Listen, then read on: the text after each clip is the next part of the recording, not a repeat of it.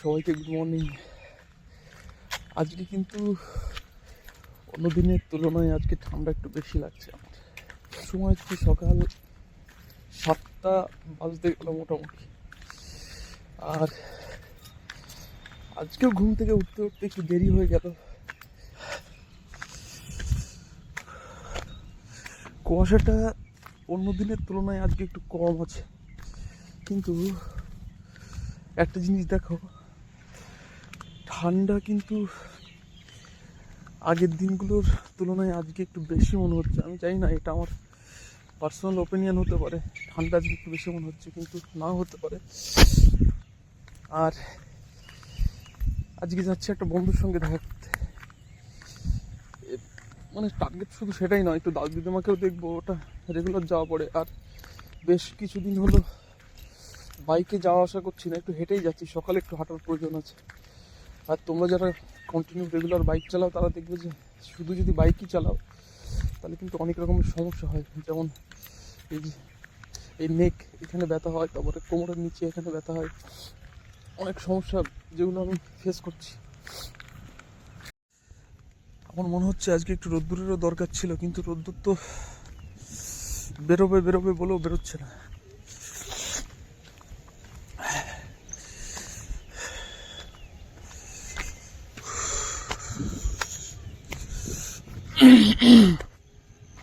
এই জিনিসটা দেখো, চিনতে পারছো এটাকে কি বলে? অনেক জায়গায় অনেক রকম নাম বলে। তালের ডোঙা বা তালের নৌকা, তাল গাছ কেটে বানানো হয়। একটা তাল গাছে দুভাবে মাঝখান দিয়ে ডিভাইড করে বানানো হয় এটাকে। আর এটা হচ্ছে চারো, এর ভিতর মাছ ঢুকলে আর বেরোতে পারে না। আর ওই সামনে দেখতে পাচ্ছ ব্লু কালারের নেট, ওটা দিয়েও মাছ ধরা হয়।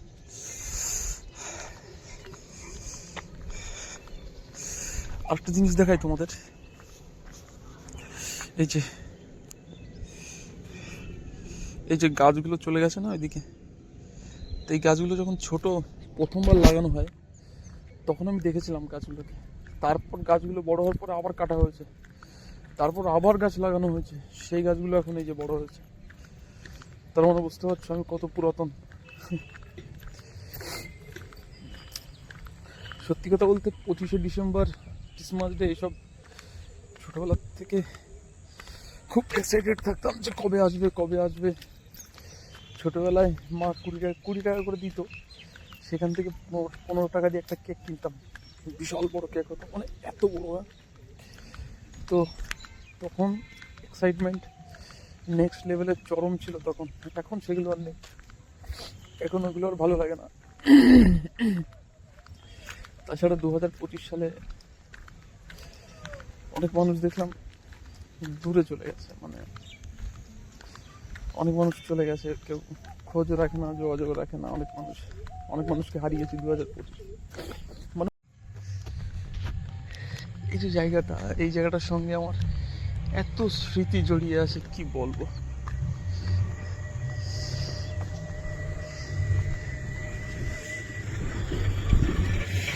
এখানে যে জায়গাটা দেখছো, এগুলোকে আল বলা হয়। অ্যাকচুয়ালি এগুলো কাটা হতো জল এই পাশ থেকে ওই পাশে করার জন্য। তো সেখানে ছোট ছোট নেট লাগিয়ে দিতাম আমি, আর সেখানে প্রচুর পরিমাণে পুঁটি মাছ পেতাম এক সময়। আর এই যে মাঠটা, এখানে তো প্রচুর পরিমাণে ফুটবল ক্রিকেট খেলেছি। তার সঙ্গে প্রত্যেক বর্ষার সময় এখানে প্রচুর পরিমাণে জল হতো, মানে কোমর পর্যন্ত জল হতো। তখন দাদুর সঙ্গে যেতাম আর জাল পাততাম, নেট পাততাম, তারপর তার সঙ্গে সঙ্গে এখানে পাততাম, সেই চারও পাততাম। চারও বলে যে দেখালাম একটু আগে।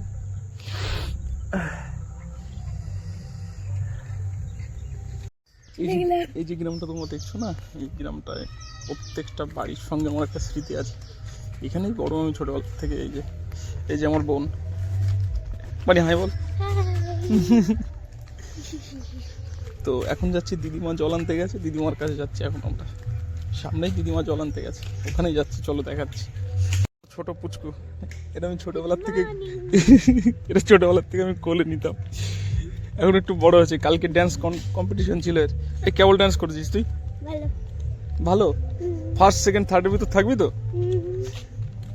আমি কিন্তু তোর ড্যান্সটা দেখেছি, খুব সুন্দর হয়েছে ড্যান্সটা। বানি খুব ভালো হয়েছে ড্যান্সটা, জানিস তো? খুব সুন্দর শিখেছিস তুই ড্যান্স। চল দিদিমার ওখানে চল। হ্যাঁ, আমাদের বাড়ি কবে যাবি আবার? দেখি কবে যাওয়া যায়। চল চলো দেখাচ্ছি দিদিমা কোথায় জল আনতে যায়।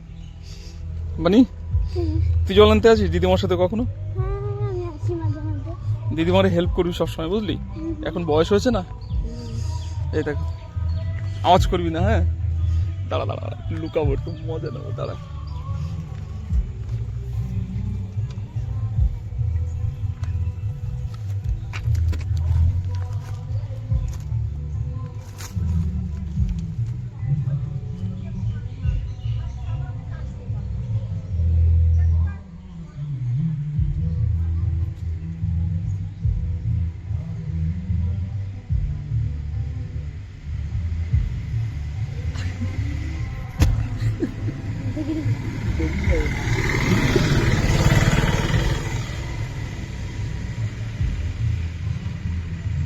আসলে দিদিমা এখনো দেখতেই পাই না চোখে ঠিকঠাক।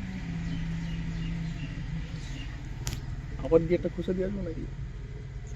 দাঁড়া দাঁড়া দাঁড়া দাঁড়া দাঁড়া।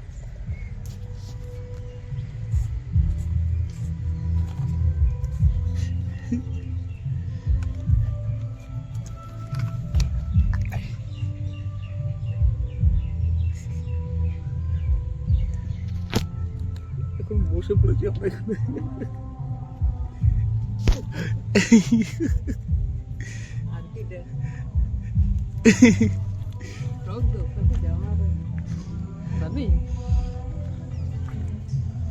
এ হয়ে গেছে জল ভরা? খাবি? না আমি খাবো না।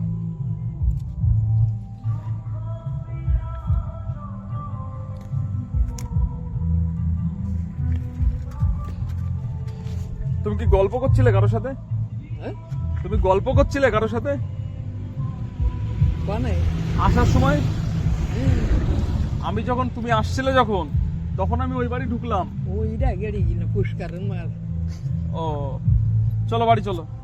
দা দাও ব্যাগটা আমার কাছে দাও।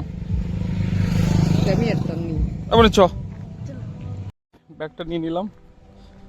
মানে এই যে পানি। তো ব্যাগটা এরকম কিছু না যে রোজ রোজ রোজ রোজ এসে আমি ব্যাগ নিই, কারণ রেগুলার তো আসা হয় না। আসি কিন্তু খুব একটা আসা হয় না। আর তাছাড়াও দিদিমার বেশিরভাগ দিন একা একাই নিতে হয় এসব। আর জাস্ট সুযোগ পেলাম তাই দিদিমাকে হেল্প করলাম। এমনই দিদিমারে হেল্প করবি কিন্তু, হ্যাঁ, সব সময়, বুঝলি? তোরা ছাড়া আর কেউ নেই, ওর বয়স হয়েছে না এখন। মাঝে মাঝে তো করি বোতল নিয়ে যাই। দিদিমা খুব ভালো মানুষ, বুঝলি? এই মানুষটা আমারও বড় করেছে, তোর মতোই ছিলাম আমি, তাই না? বলতে পারি, আমি তোর বাবার বিয়েতে গেছিলাম, জানিস? মার বিয়েতেও গেছিলাম। তখন তুই কোথায় ছিলিস? উপরে ছিলাম। উপরে ভগবানের কাছে।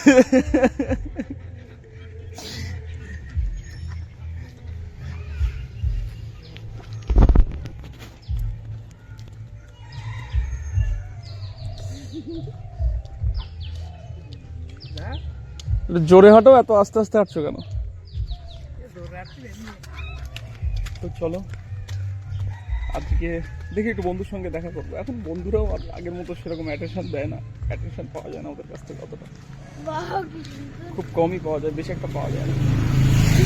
তাও আমার যেটা দায়িত্ব একবার দেখা করা, অনেকদিন পরে এসছে, একটু দেখা করে আসবো। ভালো আসছে? চলো বাড়ি দেখো কি করছে।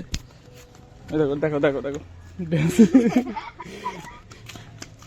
এটুকু পুচকু পুচকু মানুষ কবে হঠাৎ করে বড় হয়ে যাবে, অনেক বড় হয়ে যাবে, সেদিন বুঝতে। এরা বড় হয়ে গেছে যদি অলরেডি, বুঝতে শিখেছে ভালো মন্দ। এই মানুষটা আমাকে ছোটবেলার থেকে বড় করেছে। আমার খাওয়া দাওয়ার সব ব্যবস্থা, কখন খেয়েছি, রান্না করে দেওয়া, আমার কোনটা পছন্দ অপছন্দ সব দেখেছে এই মানুষটা। না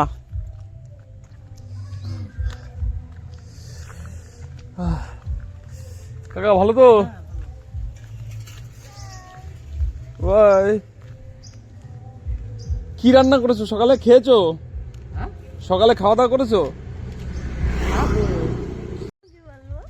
যে কি বলি ব্যাক করছি নাকি? আমরা এখন ব্যাক করছি তাই বলেছি। এটা হচ্ছে আমার বন্ধুর বাড়ির রাস্তা। এটা ধরে হাঁটতে হবে মিনিমাম 2 মিনিট মতো, তারপর ওর বাড়িতে পৌঁছাবো। দেখো, কিছু তো বল।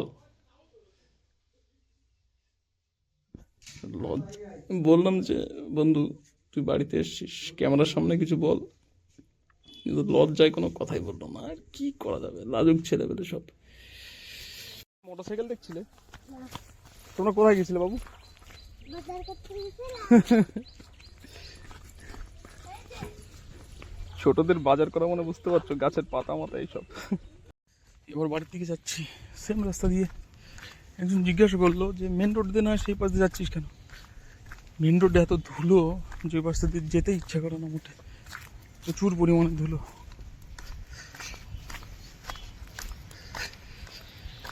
ঠোকাচ্ছে না মাছ, জল বেড়ে গেছে না ওই জন্য। দেখি পরে আসবো,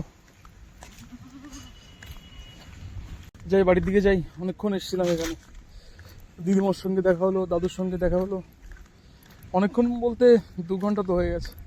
বন্ধুর বাড়ি গেছিলাম, কিন্তু বেচারা এত লাজুক, এত লজ্জা, ক্যামেরার সামনে আসলোই না। এবার বাড়ির দিকে যাচ্ছি, এখন গিয়ে একটু পড়তে বসবো। দেরি হয়ে গেল, 2 ঘন্টা মতো হয়ে গেছে বাড়ির থেকে বেরিয়েছি আমি। আর আর সেই সেম রাস্তা আবার বলি। এবার একজন বলল যে তুই ভিতরের রাস্তা দিয়ে কেন যাচ্ছিস? মেন রোডে এত পরিমাণে ধুলো, আর আমার ধুলোবালিতে একটু সমস্যা আছে, অ্যালার্জি আছে, এই জন্য ভিতর দিয়ে যাচ্ছি। আমি কী করবো? আর সকালে বন্ধুর বাড়ি গেলে একটাই সমস্যা, যে সমস্যা বলবো না, ওখানে গেলে মাসি আবার কিছু না খাইয়ে ছাড়ে না। এখানে কিছু একটা নড়লো, সাপটা হতে পারে। সেই চিলি চিকেন কি বানিয়েছিল মাসি, আবার ফ্রাইড রাইস বানিয়েছিল, সেগুলো দিল, সেগুলো খেলাম। খেয়ে এবার বাড়ি দিকে যাচ্ছি। তোমরা বোধহয় অবতার মুভিটা দেখেছো না? অবতারের যে নতুন মুভিটা বেরিয়েছে, সেটা দেখার ইচ্ছা ছিল। তো বন্ধু বললো যে দেখবি চল। এবার ওর নিজেই টিকিট কাটলো, ওর টাকা দিয়েই টিকিট কাটলো। টিকিট অলমোস্ট 500 টাকার কাছাকাছি পড়েছে। আর ও বললো চল দেখে আসি, টিকিট কেটে নিয়েছি চল। তো ভাবছি যে এখন পরীক্ষা, কোনো চাপ টাপ নেই, আপাতত একটু রিল্যাক্সে আছি। আবার শুরু হবে ঠিকঠাক, কোচিংয়ে যাবো 2-3 দিন পর থেকে, কন্টিনিউ করবো আবার।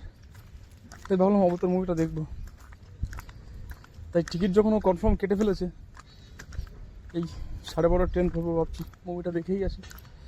অবতার ফার্স্ট পার্ট যেটা ছিল সেটা খুব ফেভারিট ছিল আর খুব সুন্দর হয়েছিল। সেকেন্ড পার্টটা অতটা ভালো লাগেনি। থার্ড পার্টটা কী করেছে একটু দেখি। 3Dতে দেখবো, সব থেকে বড় ব্যাপার। 3D গ্লাস নিয়ে শুনেছি আলাদা রকম এক্সপিরিয়েন্স থাকে, কিন্তু আমার সেভাবে তো দেখা হয়নি। দেখি 3Dতে দেখেই আসি কেমন হয় কি না হয়। চলো আজকের মতো তাহলে ভিডিওটা এখানেই শেষ করছি। অবতার মুভিটা দেখতে যাই, তাই নিয়ে একটা ব্লগ বানাবো। ওই ব্লগটা দেখো, অবশ্যই দেখো। তাহলে ও যেটা বলি, লাইক অবশ্যই করো আমার চ্যানেলটাকে, কারণ 10 মাস অলমোস্ট চ্যানেল বন্ধ ছিল, 10 মাসের বেশি। তো সেইভাবে আর গ্রোথ বন্ধ হয়ে গেছে, এখন আর গ্রো করছে না সেইভাবে। ভিউজের পিছনে তো দৌড়াচ্ছি না। লাইক করো মিনিমাম, আর সাবস্ক্রাইব করো। Okay bye.